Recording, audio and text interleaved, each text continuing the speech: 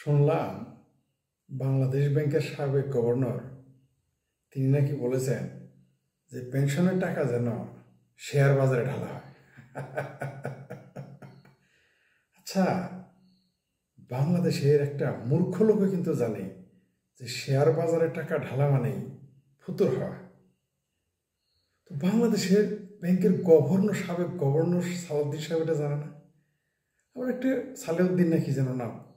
আচ্ছা, এটা মাথা আমরা তো জানি ডক্টরেট মানে গভর্নর মানে অনেক কিছু, তিনি একটা অর্থনীতিবিদ। এই শিশু সুলভ কথাটা কিভাবে তিনি বললেন? শেয়ার বাজারে পেনশনের টাকা ঢাললে পেনশন থাকবে, কিছু থাকবে মানুষের হাতে, এই বুদ্ধিটুকু। আচ্ছা, বাংলাদেশের এই বুদ্ধিজীবীরা অর্থনীতিবিদেরা এরকম নাবালক টাইপের কথাবার্তা বলে কেন? মাথায় তো ঢুকে নেবে ভাই। একটা মূর্খ তো জানে যে এখানে যদি শেয়ার বাজারে দেয় তাহলে কিছুই থাকবে না, সব শেষ।